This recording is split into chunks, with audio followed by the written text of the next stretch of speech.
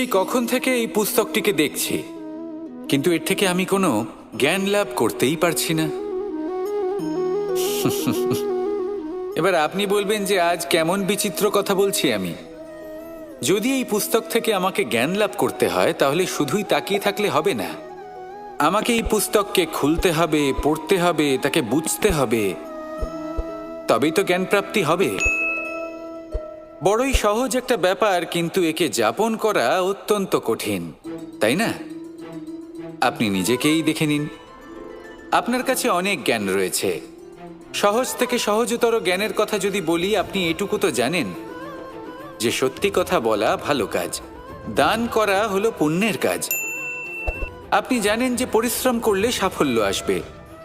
এই জ্ঞান তো আমাদের কাছে রয়েছে, এমন অনেক জ্ঞান আমাদের কাছে রয়েছে, কিন্তু আলস্যের কারণে, অবহেলা করে আমরা শুধু এই জ্ঞান প্রয়োগ করতে পারি না, এই জ্ঞান যাপন করতে পারি না, একে আচরণে প্রয়োগ করতে পারি না, সেই জন্য দুঃখী হয়ে যাই।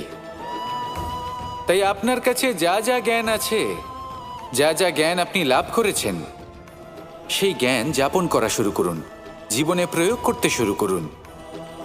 এই মন প্রত্যেকটি মুহূর্তে প্রসন্ন থাকবে, আর লক্ষ্যপ্রাপ্ত করে এই মন বলবে, রাধা রাধা।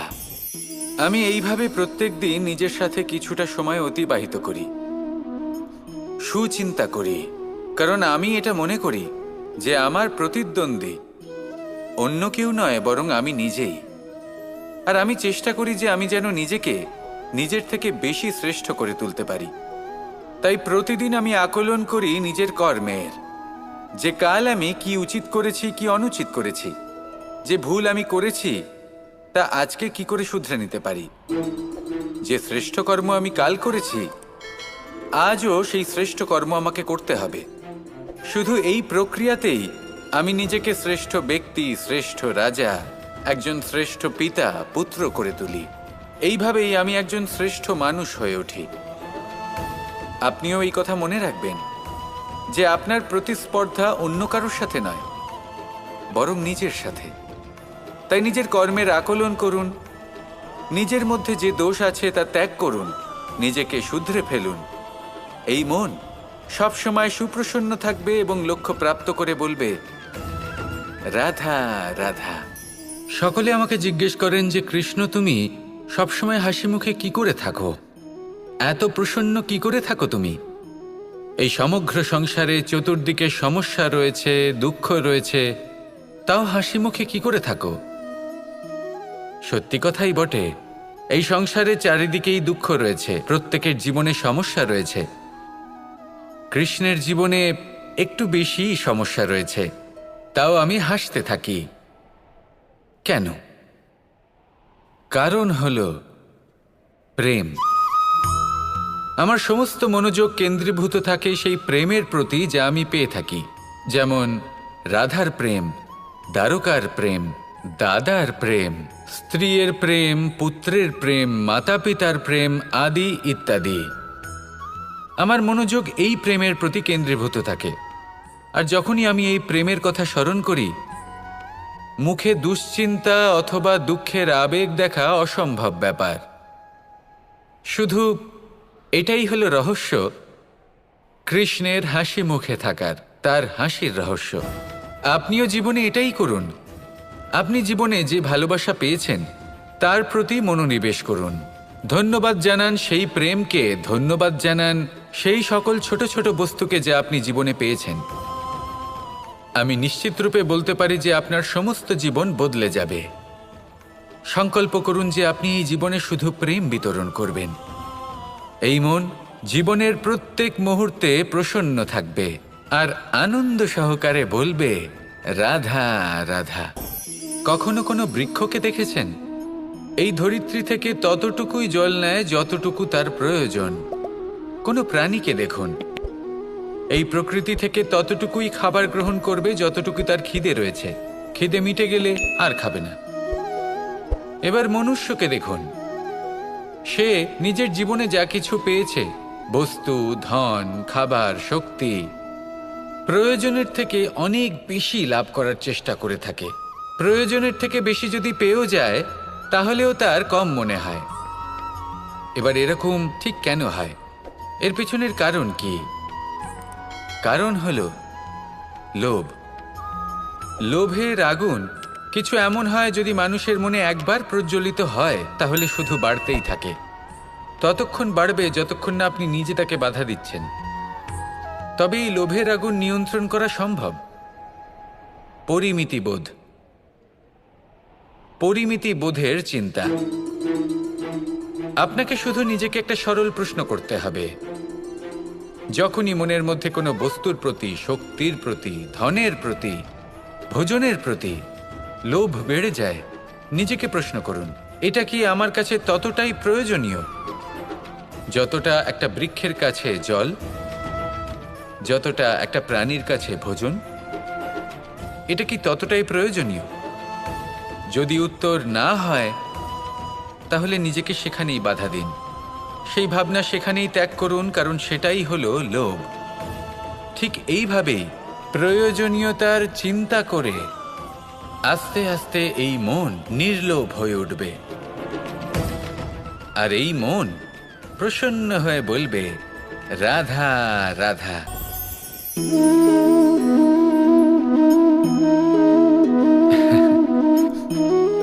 ঘুমের মধ্যে আমরা বিভিন্ন ধরনের স্বপ্ন দেখি, কিছু সুখের, কিছু দুঃখের, কিছু অত্যন্ত ভয়ানক।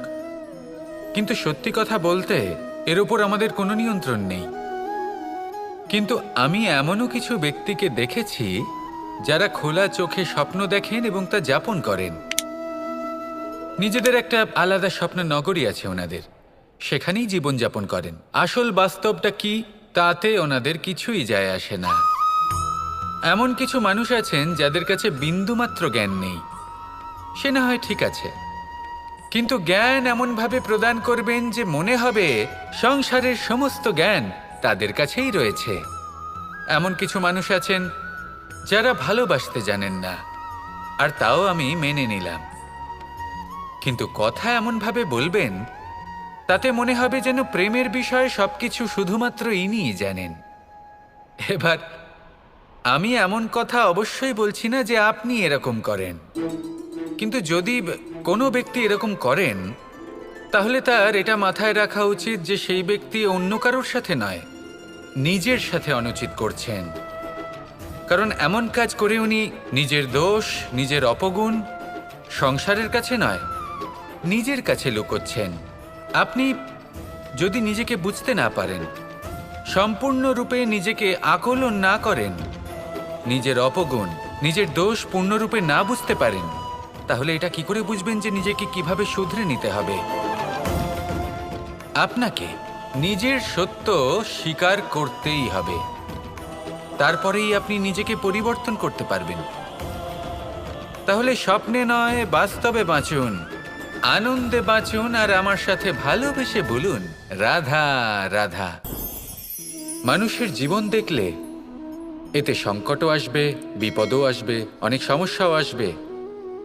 কখনো কখনো এমন সময় আসবে যখন আমাদের আপনজনের থেকে সাহায্য চাইতে হয়।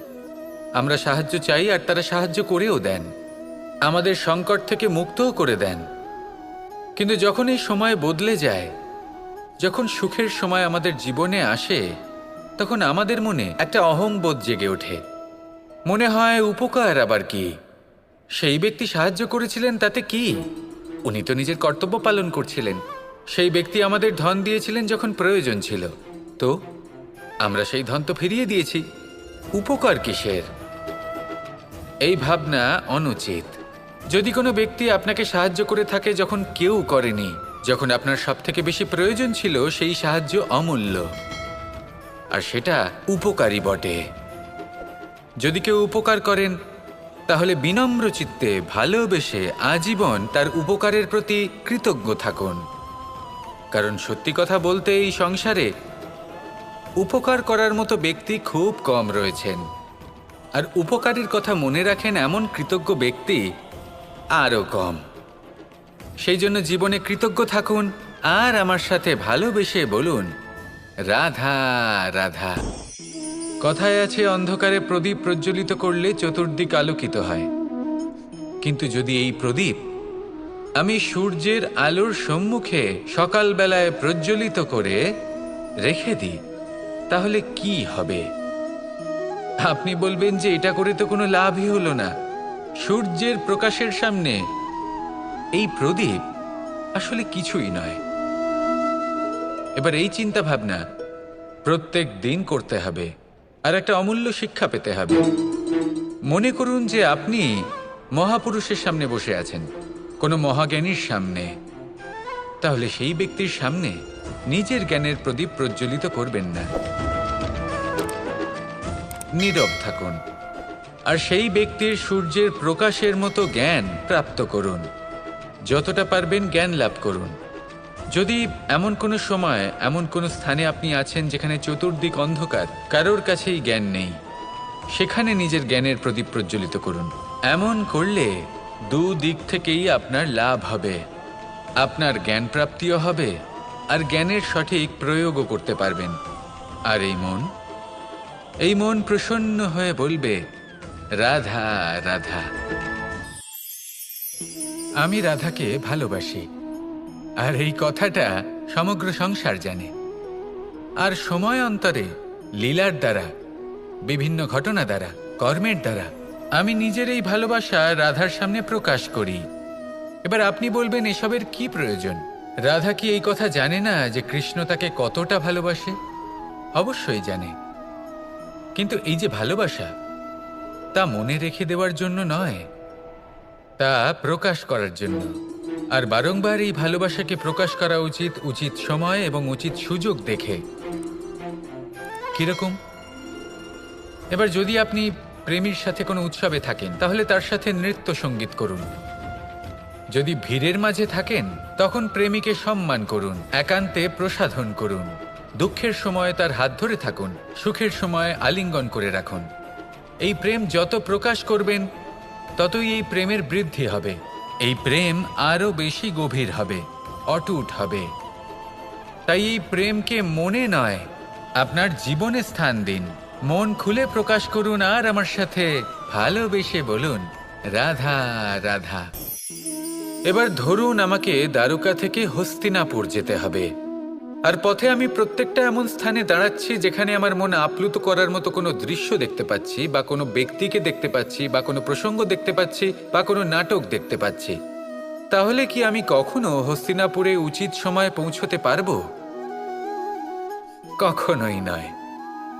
মানুষকেও ঠিক এই কথাটাই মাথায় রাখতে হবে। মানুষ মনের মধ্যে একটা লক্ষ্য স্থির করেন, সেই পথে অগ্রসর হয়ে পড়েন। এবার সেই পথে এগোতে এগোতে অনেক মানুষজন, অনেক ঘটনা, অনেক সমস্যা চলে আসে, যার ফলে তার মন বিচলিত হয়ে পড়ে। যদি মন বিচলিত হয়ে যায়, তাহলে লক্ষ্যের প্রতি কিভাবে একাগ্রচিত্ত হবেন? সেই জন্য অত্যন্ত আবশ্যক যে আপনি সময়ের সদ্ব্যবহার করুন সেই পথে চলার জন্য। সেই পথে সামনে এগোতে থাকুন, চোখ থাকবে শুধু লক্ষ্যের দিকে। যখনই আপনি বুঝবেন যে আপনি লক্ষ্যভ্রষ্ট হচ্ছেন, আবার সেই পথে নিজেকে টেনে আনুন। ঠিক এইভাবেই এগোতে থাকুন, সাফল্যের শিখরে গিয়ে পৌঁছন, আর সেখানে গিয়ে আনন্দের সাথে উচ্চ স্বরে বলুন, রাধা রাধা। কি অমূল্য, কি সুন্দর এই রত্ন! এবার ভেবে দেখুন, যদি আমি এই রত্নকে ব্যবহার করি আখরোট ভাঙার জন্য, তাহলে কি হবে? বা ভেবে দেখুন, এই রত্ন নিয়ে আমি যদি বন্ধুদের সাথে খেলা করতে শুরু করে দিই, তাহলে কি হবে? আপনি তো হাসবেন আমার ওপর। আপনি বলবেন, এত অমূল্য একটা রত্ন, এর দ্বারা কত দুঃখ দূর করা সম্ভব। এই মূল্যবান রত্নের আমি অপব্যবহার করছি। একদম ঠিক বলেছেন, আমি মেনে নিচ্ছি। মূল্যবান বস্তুর অপব্যবহার করা অনুচিত, কিন্তু আপনিও তো তাই করছেন, তাই না? ভেবে দেখুন, মানুষ এই সংসারের সর্বশ্রেষ্ঠ প্রাণী, আর মানুষের এই শরীর সব থেকে মূল্যবান রত্ন। এবার এর সাথে আপনি কি করছেন? অপব্যবহার করছেন না, নিজের স্বাস্থ্যের যত্ন নিচ্ছেন না, আপনি অনুচিত পথে চলছেন শুধুমাত্র ধন অর্জন করার জন্য, পাপ কাজ করছেন, কি না করছেন? এটা অপব্যবহার নয়? ভেবে দেখুন আমরা এই মানব শরীরের সাথে কি করতে পারি। যদি এর আমরা সদ্ব্যবহার করি তাহলে অনন্ত পুণ্য অর্জন করতে পারি, যার দ্বারা শুধুই নিজেকে নয় বরং আমাদের আশেপাশের সকলকে সন্তোষ প্রদান করতে পারি। তাই সংকল্প নিন এটাই যে মানব শরীরের আমি সদ্ব্যবহার করব, পুণ্যের পথে চলব, সকলের মঙ্গলের জন্য, সকলের প্রসন্নতার জন্য। এই কর্ম করুন, এই পথে চলতে থাকুন। এই মন সন্তোষ বোধের সাথে বলবে, রাধা রাধা। এই সংসারে আমি একজন কুশল সারথি হিসেবে প্রসিদ্ধ, কিন্তু এমনটা ঠিক কেন? কারণ আমি প্রত্যেকটা মুহূর্তে রথের নিয়ন্ত্রণ নিজের হাতে পূর্ণরূপে রাখি। যেই না রথ পথভ্রষ্ট হয়ে পড়ে সেই মুহূর্তে তাকে সঠিক পথে নিয়ে আসি। শুধু সেই জন্য সবাই আমাকে কুশল সারথি বলেন। এবার আপনাকেও আপনার জীবনে কুশল সারথি হয়ে উঠতে হবে, অর্থাৎ আপনাকে রথ চালাতে হবে না, শুধু আবেগের উপর নিয়ন্ত্রণ রাখতে হবে। কখনো কখনো জীবনে এমন কাজ আসে যেখানে মন রসবোধ খুঁজে পায় না, তখন মন বারংবার সেই পথ থেকে সরে যায়, সেই পথ থেকে বিচলিত হয়ে মন অন্যদিকে চলে যায়। তখন আপনাকে আপনার মনের ওপর পূর্ণ নিয়ন্ত্রণ রাখতে হবে, তার রাশ নিজের হাতে পূর্ণরূপে ধরে রাখতে হবে। যেই না মন পথভ্রষ্ট হবে তাকে পথে নিয়ে আসতে হবে, আবার পথ হারাবে, আবার পথে নিয়ে আসতে হবে। তাই মনে রাখবেন, যদি আপনি নিজের মনকে নিয়ন্ত্রণ করতে পারেন, নিজের জীবনকেও নিয়ন্ত্রণ করতে পারবেন। নিজের জীবনে কুশল সারথি হয়ে উঠুন, তাহলে মনোবাঞ্ছিত স্থানে এবং লক্ষ্যে পৌঁছতে পারবেন। আর তখন এই মন আর এই জীবন প্রসন্ন হয়ে বলবে, রাধা রাধা। একবার একটা শেয়াল বনে বিচরণ করছিল। ও একটা ছোট্ট শাবক দেখতে পেল। ও ভাবল, আজ একেই আমি খাবার হিসেবে গ্রহণ করব। আশেপাশে দেখলো কেউ দেখছে না, তো কেউ ছিল না, আর সেই শাবকের ওপর আক্রমণ করলো, যা হলো একটা ঘোর অপরাধ। বনের নিয়ম অনুসারে আপনি কখনোই শাবকের ওপর আক্রমণ করতে পারেন না। তারপর এই খবরটা যখন রাজা সিংহ জানতে পারলেন, সভার আয়োজন করলেন। কিন্তু সেখানে শেয়াল বলল, আমি তো এরকম কিছু করিনি। কিন্তু যদি আপনি এরকম বলেন, কোনো প্রমাণ দিন, এর কোনো সাক্ষী আছে? তখন রাজা সিংহ পেঁচাকে ডেকে পাঠালেন, যে সেই মুহূর্তে বৃক্ষের শাখার ওপর বসেছিল, সে সব কিছু দেখেছিল। পেঁচা সব সত্যি কথা বলল, আর শেয়ালকে মৃত্যুদণ্ড দেয়া হলো। এবার এই কাহিনী আমি আপনাকে কেন শোনালাম? কারণ মানুষও কখনো কখনো এরকম কর্ম করেন যা শিয়াল করেছে। এটা ভাবেন কেউ দেখছে না, যখন আমি অনুচিত কর্ম করতেই পারি। কিন্তু না, আপনি যাই করুন না কেন, কেউ না কেউ অবশ্যই তা দেখছে। কোনো ব্যক্তি না হলেও কোনো প্রাণী, না হলে কোনো যক্ষ বা দেব বা প্রেত। যদি এনারা কেউ না দেখেন, তাহলে ধরিত্রী মাতা দেখেন, যেখানে দাঁড়িয়ে আপনি সেই কর্ম করছেন, তাই না? তাই একটা কথা সবসময় মনে রাখবেন, কে দেখছেন কে দেখছেন না সেই বিষয়ে ভাবা ছেড়ে দিন। এটা খুব সহজ কথা। আপনি যদি উচিত কর্ম করেন, উচিত ফল পাবেন। যদি অনুচিত কর্ম করেন, তাহলে আপনি অনুচিত ফল অবশ্যই পাবেন। সেই জন্য উচিত পথে চলতে থাকুন, উচিত কর্ম করতে থাকুন, আর আমার সাথে ভালোবেসে বলুন, রাধা রাধা। আমাদের হাতটা দেখুন। এই হাতে 5টা আঙুল আছে, যা ভিন্ন ভিন্ন ধরনের, একরকম কেন নয়? কারণ হলো প্রত্যেকের নিজের নিজের গুরুত্ব আছে, নিজের নিজের মাহাত্ম্য আছে। এরা ভিন্ন, তাই একত্রিত হয়ে মুষ্টিবদ্ধ করা সম্ভব, যার দ্বারা আমরা আত্মরক্ষাও করতে পারি, আবার আক্রমণও করতে পারি। যদি 5টি আঙুল সমান হতো, তাহলে মুষ্টিবদ্ধ হতে পারত না, নিজেদের মধ্যে বিভ্রান্তির সৃষ্টি করত। এবার এরকমই কিছু আমাদের সংসারেও হয়। আমাদের দেশ, যেখানে একটি ভূমির ওপর ভিন্ন ভিন্ন ধর্মের মানুষ বাস করেন, ভিন্ন ভিন্ন জাতি, ভিন্ন ধর্ম, ভিন্ন ভাষা। কিন্তু যদি আমরা এটা ভাবি যে কিভাবে এই দেশকে কল্যাণের পথে নিয়ে যাওয়া যায়, কিভাবে এর বিকাশ করা সম্ভব, তাহলে আমাদের একত্রিত হওয়া শিখতে হবে। যেইভাবে 5টা আঙুল একত্রিত হয়, মুষ্টিবদ্ধ হয়, সেইভাবেই আপনার যে ভাষাই হোক, যে ধর্মই হোক, যে জাতি হোক না কেন, ঠিক আছে, আবশ্যক হলো আপনার নিজের কর্মভূমির সাথে, আপনার ধরিত্রীর সাথে যুক্ত থাকা, সাথে থাকা। তবেই দেশের উন্নয়ন সম্ভব, তবেই এই দেশ স্বতন্ত্র থাকবে, সফল হবে, আর এই মন প্রসন্ন হয়ে বলবে রাধা রাধা।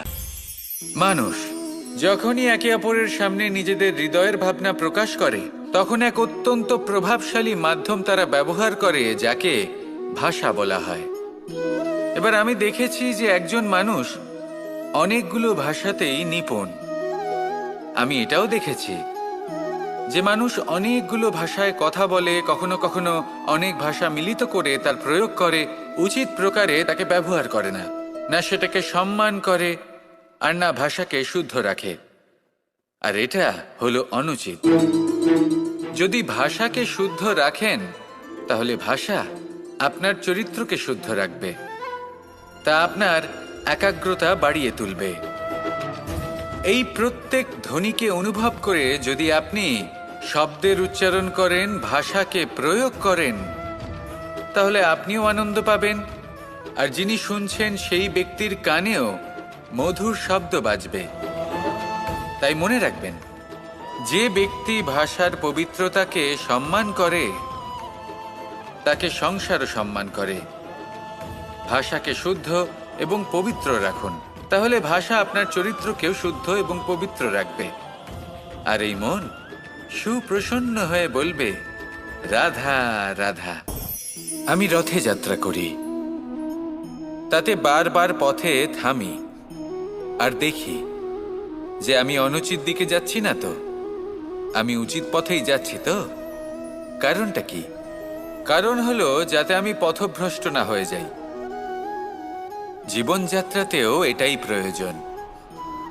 জীবনযাত্রায় ভোগবিলাসের পথে হারিয়ে যাওয়া খুব সহজ। বারবার থেমে আপনাকে দেখতে হবে, নিজেকে কিছু প্রশ্ন করতে হবে। আমি কি আজ সেই কর্মই করছি যেটা আমি করতে চেয়েছিলাম? আমি কি আজ সেই জীবন যাপন করছি যেমন আমি যাপন করতে চেয়েছিলাম? যদি এই প্রশ্নগুলোর উত্তর হ্যাঁ হয়, তাহলে এগোতে থাকুন, নয়তো থেমে যান এবং বিচরণ করুন। মনে রাখবেন, এই সংসার অত্যন্ত জটিল, আর এতে হারিয়ে যাওয়া অত্যন্ত সরল। সেই জন্য নিজে থেকে বারবার থামা এবং জীবন চিন্তন করা অত্যন্ত আবশ্যক। তাহলে সেটাই করুন, আর আমার সাথে ভালোবেসে বলুন রাধা রাধা। এই ফল কি তা বলার কোনো প্রয়োজন নেই, এই ফল কতটা সুস্বাদু সেটাও বলার কোনো প্রয়োজন নেই। ধরুন এমন কোনো মানুষ আসলেন যিনি জানেন না এটা কোন ফল। তিনি এটা দেখে ভাববেন এ তো কাঁটার একটা গুচ্ছ মনে হচ্ছে, নিয়ে ফেলে দেবেন। সেখানে দ্বিতীয় কোনো ব্যক্তি যিনি বুঝদার, তিনি দেখবেন, ভাববেন যে প্রকৃতি এর গায়ে এত কাঁটা কেন দিয়েছে? অবশ্যই সুরক্ষার জন্য দিয়েছে, অর্থাৎ ভিতরে অবশ্যই অমূল্য কিছু রয়েছে। সেই ধরনের ব্যক্তি এই ফলের অন্তরে প্রবেশ করেন এবং এই ফলের আনন্দ উপভোগ করেন।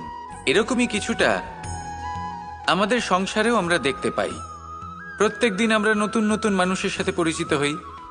এমন কিছু ব্যক্তি থাকেন যাদের সাথে প্রথম আলাপের পর আমাদের এটা মনে হয় যে এই ব্যক্তিকে দেখে একটু রাগী ব্যক্তি মনে হচ্ছে, বড়ই অহংকারী বোধ হচ্ছে, উদ্ধত মনে হচ্ছে।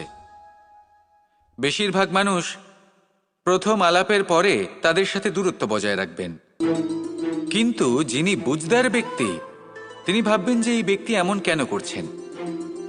হয়তো সুরক্ষার খাতিরে এই ব্যক্তি নিজেকে এরকম করে তুলেছেন যাতে অন্য কোনো ব্যক্তি এসে ওনার সময় নষ্ট না করেন, ওনার আবেগের সাথে ছলনা না করেন, খেলা না করেন। হয়তো অতীতে এমন কোনো ঘটনা ঘটেছে যার জন্য এই ব্যক্তি কিছুটা এরকম হয়ে গেছেন।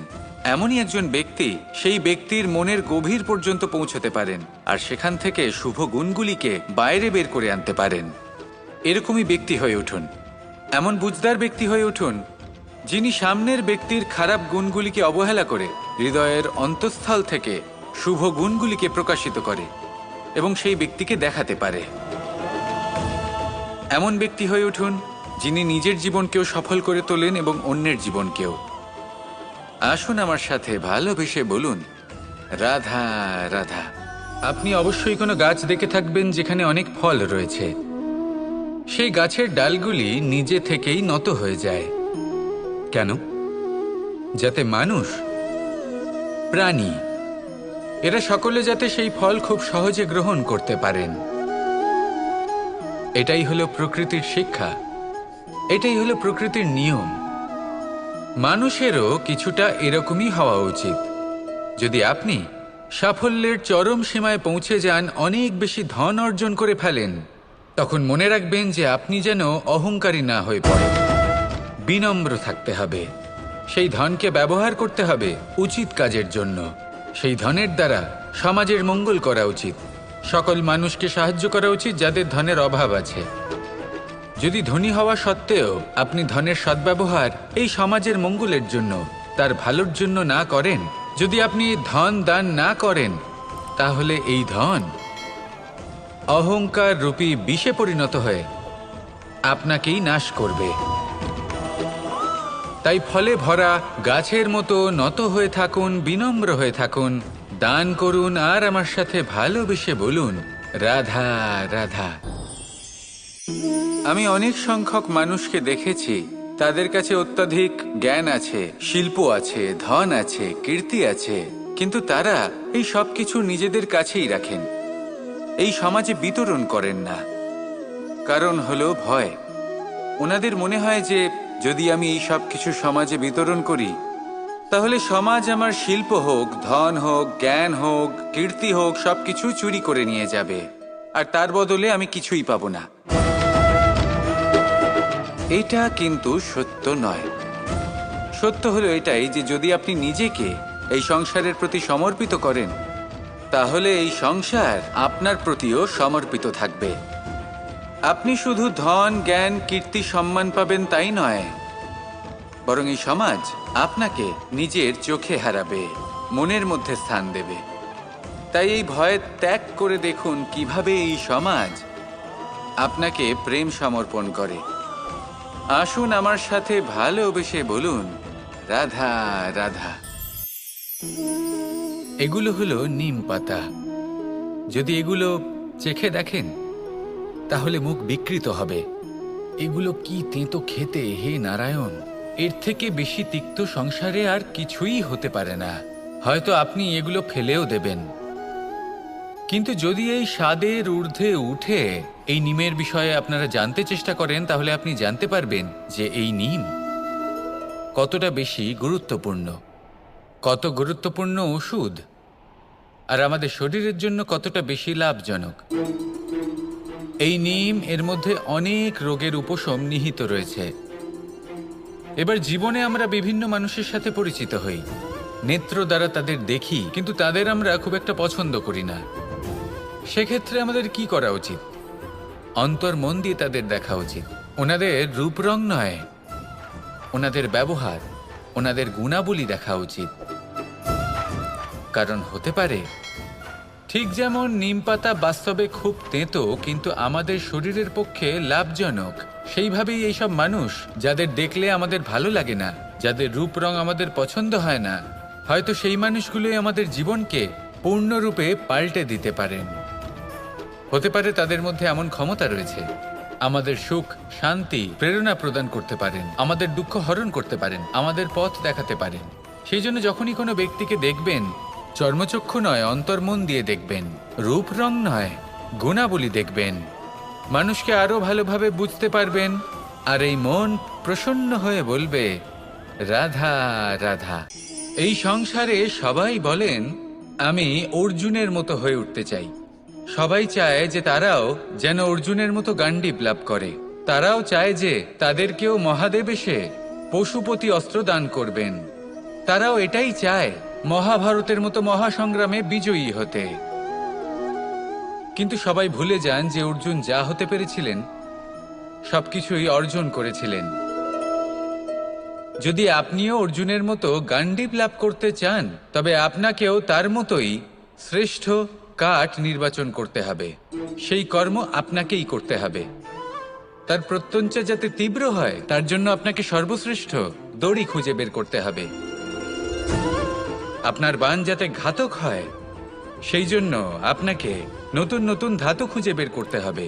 সেই শিক্ষা আপনাকে লাভ করতে হবে, তবেই আপনার ইচ্ছে পূর্ণ হবে। অর্জুন হওয়া বড়ই সরল, যদি আপনি কিভাবে অর্জন করতে হয় তা জানেন। শুধুমাত্র স্বপ্ন দেখেন যারা, তারা কখনোই অর্জন করতে পারবেন না।